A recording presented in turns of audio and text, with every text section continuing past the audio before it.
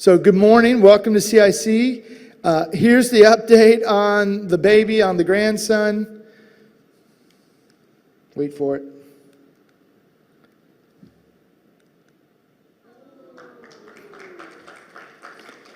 He's here.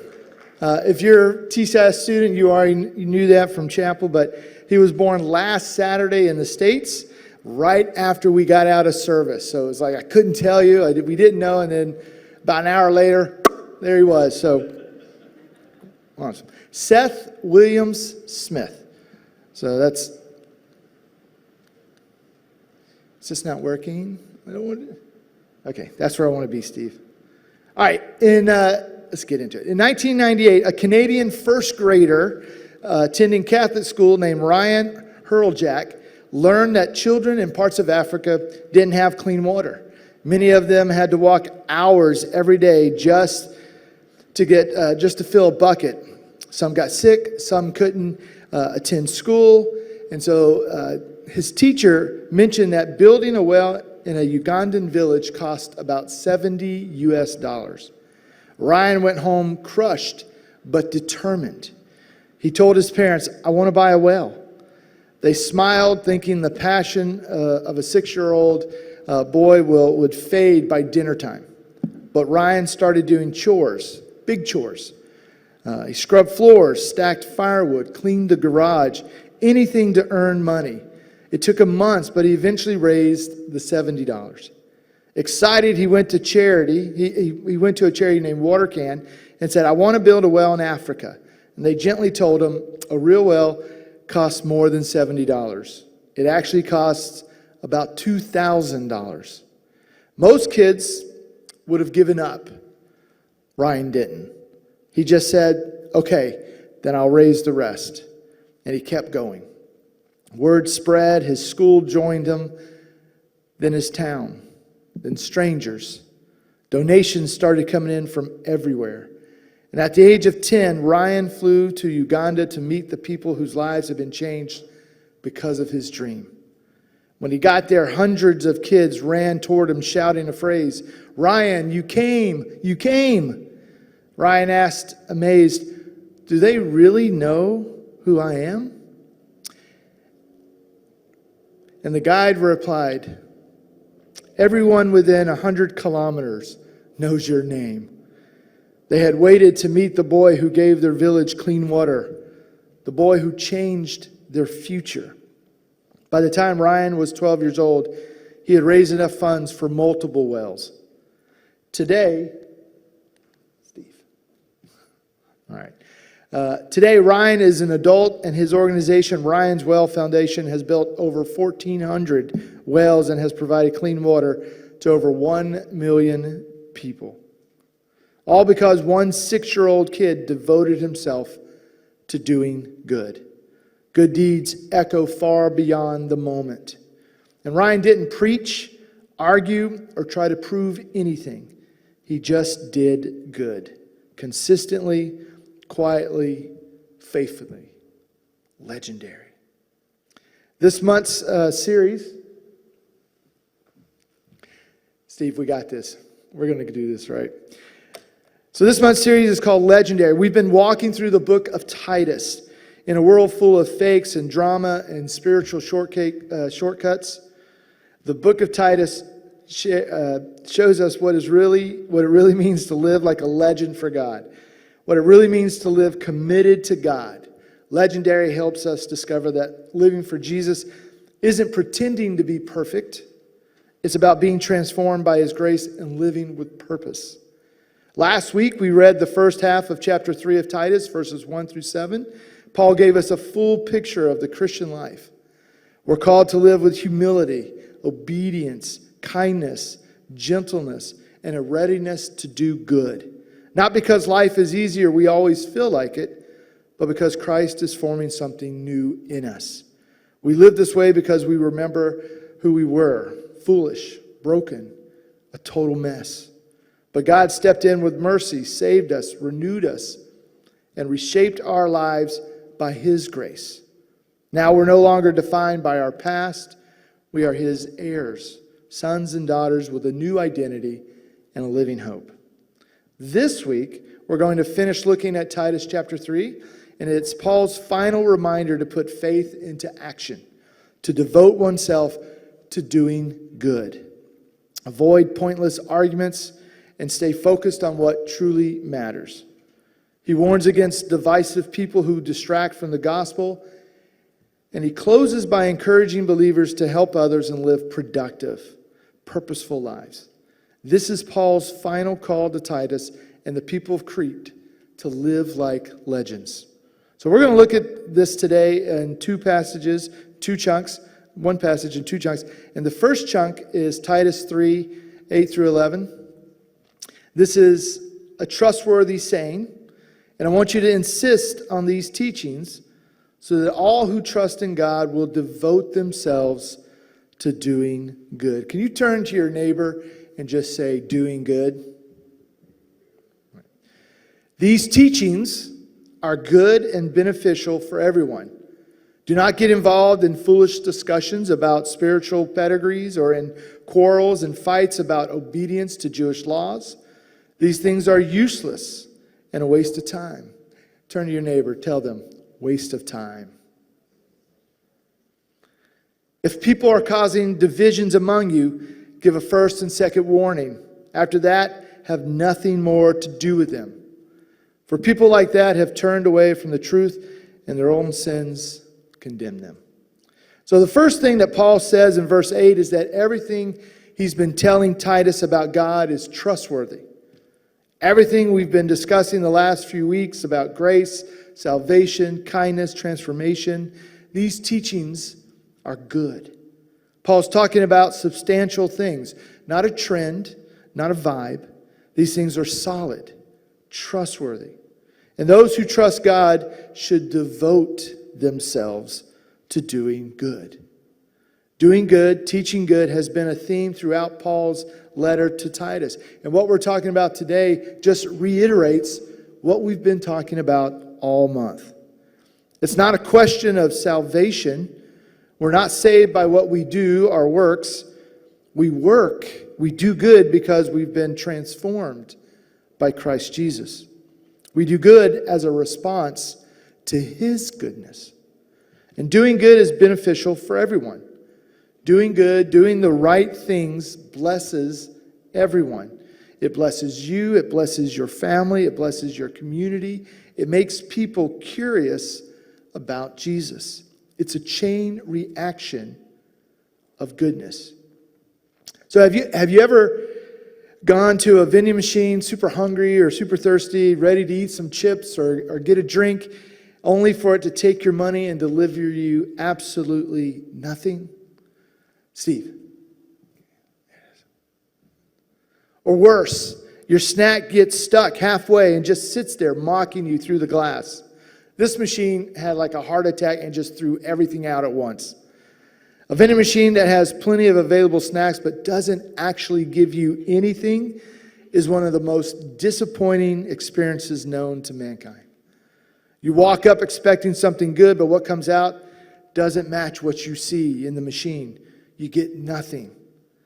Paul is telling the people of Crete through Titus, don't be a broken vending machine. When you say you follow Jesus, but your life doesn't show goodness, kindness, or compassion, it confuses people. It's like advertising one thing, but not delivering on what you said you would do. Doing good doesn't save us, but it shows that we really are connected to Christ. When people press your vending machine, press your buttons of our life, interacting with us at school, in our family, at work, in our attitudes, there should be something good that comes out. That's what Paul means by being devoted to doing good. It's what makes our faith real, visible, and actually helpful to the world around us. See if we can get rid of that. As a follower of Christ, you should reflect Christ. You should be what you advertise yourself to be. Paul is saying that as a believer, you should devote yourself to doing good. And definitely don't go the other way and get into fights and quarrels or stupid debates about the faith, as Paul mentions in verse 9. One of the things the people of the church in Crete were arguing about was who among them had deeper, richer family lines, who were more important, who were more legitimate in the church. Others were having quarrels about laws, nitpicking tiny rules, traditions, and interpretations. And every church needs to hear Paul's words here. Do not get involved in foolish discussions, quarrels, or fights. These things are useless and a waste of time. You know, the classic story heard among churchgoers is how churches split over the color of the carpet. But if you're from Nebraska, the reason for a church split in their neck of the woods comes because of chicken. The great chicken dinner schism of 1890. This story is about a church in the late 1800s, a small rural church in Nebraska. And the church body were having an argument about plans to host a chicken dinner fundraiser. Half the church thought it was a great way to bless the community, raise money for missions. The other half believed selling food on church property was worldly, and even compared it to Jesus overturning the tables in the temple. The debate grew so intense that people stopped speaking to each other, and every meeting turned into a battlefield about chicken. When the church finally voted to hold the dinner, the losing group, those who didn't want to sell the chicken dinners, stormed out and started their own church down the road. One that proudly stated we would never sell chicken on church grounds. Ironically, a few years later, they hosted a turkey dinner. Turkey wasn't the issue.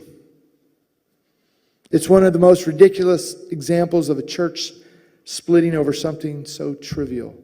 Exactly the kind of foolish controversy Paul warns us about. Now, did this really happen? Who knows? But I wouldn't put it past any church body.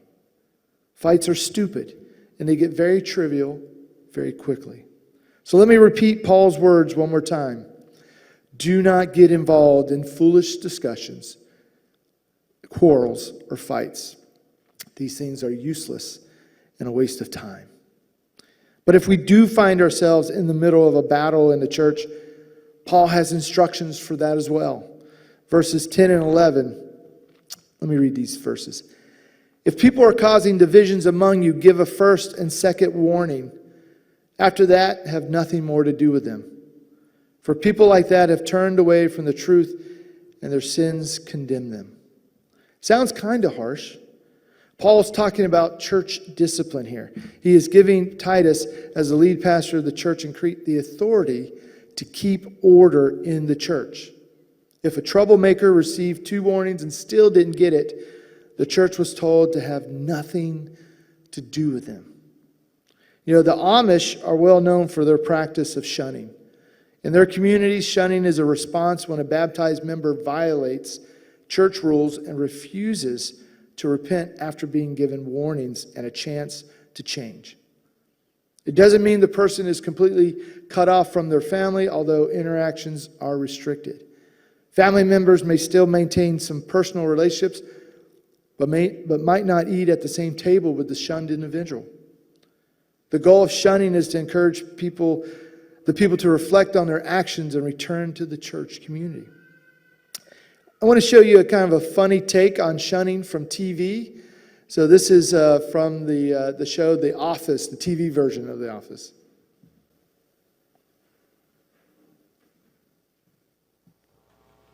Yes, I have decided to shun Andy Bernard for the next 3 years, which I'm looking forward to. It's an Amish technique. It's like slapping someone with silence. I was shunned from the age of 4 until my 6th birthday for not saving the excess oil from a can of tuna. Jim, could you please inform Andy Bernard that he is being shunned? Andy, Dwight says welcome back, and he could use a hug. Okay, tell him that that's not true. Dwight says that he actually doesn't know one single fact about bear attacks. Okay, no, Jim, tell him bears can climb faster than they can run. Jim, tell him! Andy, that's too far. Unshun. I think he's suffering from depression. Reshun. Okay, when's the shunning thing gonna end? Unshun. Never. Reshun. I'm temporarily lifting the shun. Thank you. It means nothing. I need you to do something for me. Anything. Okay, calm down. I need you to acquire an inflatable house and or castle. You mean a moon bounce? What do you think? You've got an hour. I'm gonna need petty cash. Shunning resumed. Do you want a drawbridge? Unshun. Yeah, that sounds good. Reshun. All right, I don't think that's how shunning actually works, but you can kind of get the idea. And the idea was kind of similar for the early church. Have nothing to do with them until they repent. Paul isn't saying to be mean to them or cut them off forever. He's saying stop giving them influence. Don't give them a platform, leadership, or the ability to keep hurting or keep creating division in the church. This was a relational boundary to protect the community, not a personal vendetta. And the church is a redemptive body. So when someone under discipline repents, they're brought back into the fold. When someone is being divisive, though, it has the power to rip apart a community. This was Paul bringing order back to the church. Well, the last chunk of Titus chapter 3 is verses 12 through 15. I'm planning to send either Artemas or Tychicus to you. As soon as one of them arrives, do your best to meet me at Nicopolis, for I have decided to stay there for the winter. Do everything you can to help Zenas, the lawyer, and Apollos with their trip. See that they are given everything they need. Our people must learn to do good by meeting the urgent needs of others. Then they will not be unproductive. Everybody here sends greetings. Please give my greetings to the believers, all who love us. May God's grace be with you all. All right, there's a lot of crazy names in there. One of those names actually might sound familiar. We talked about this person, maybe not this August, but in our August series, Person of Interest, we talked about this one person. So if you remember who that is, let me know that you remember. That'd be awesome. I'd just like to know. Paul wraps up his letter with some practical instructions and a final challenge. He tells Titus to come meet him once Artemas and Tychicus arrive to take over his ministry responsibilities. He urges Titus to help two traveling ministers, Zenas and Apollos, giving them everything they need, reminding the church to be generous and supportive. Finally, Paul stresses that believers must learn to do good by helping people with urgent needs, so their lives will be productive and not wasted. Paul goes back to the common theme of goodness again. He urges Titus that our people must learn to do good. We opened up our talk today with the story of Ryan Hurljack and his legendary work as a 6-year-old raising money to build wells in Uganda. Good deeds echo far beyond the moment. Ryan didn't preach, debate, or argue with anyone. He just did good. Consistently, quietly, faithfully. He did small things that added up to huge things. And I'm confident that you too are doing good. Listen to Paul's words to Titus one more time. Our people must learn to do good. So take Paul's words to heart. Do good out there. Be faithful in doing good. This is the stuff of legends. And if you're looking for more good to do, I've got something for you. And first of all, for those going tonight, that's good. You're doing good. And if you're looking for more, I've got something for you. At TCS, every Christmas, we get involved with an event called the Angel Tree. This is where we provide gifts for less fortunate children, make sure they have gifts every year. Some of our students have been involved with that this year already. And so it's an amazing event. But what's amazing about it is before we started doing this, 7, 8 years ago, it was something that CIC did. This was 10, 15 years ago that CIC used to do the Angel Tree. Somehow we lost it or moved on or whatever. But I want to give at least 6 families an opportunity to be a part of that. We have 6 ornaments. I have them right here. kind of looked like this, whatever. And they've got a kid's wish on it, what he wants, what she wants. And so if you are interested in doing more good and you'd like to be a part of this, I have 6. Please see me after the service, and I'll explain how you can sign up and due dates and all that kind of stuff. Paul ends his letter to Titus with a warm blessing of grace to everyone. So allow me to end this series with the same blessing Paul gave Titus and the people of Crete. May God's grace be with you all. I've only got one takeaway.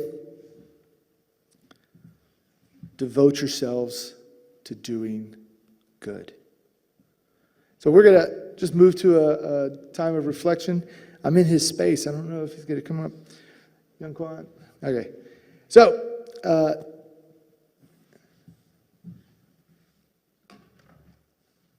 all in his space. So as we take this time of reflection, let's recognize the good that God is doing through us. So first recognize how God is working through you to do good. Then keep doing the work of Christ by doing good. And then maybe you can move into that, where else in my life can I devote to doing good? And so let's consider those things as we take a moment to reflect on this.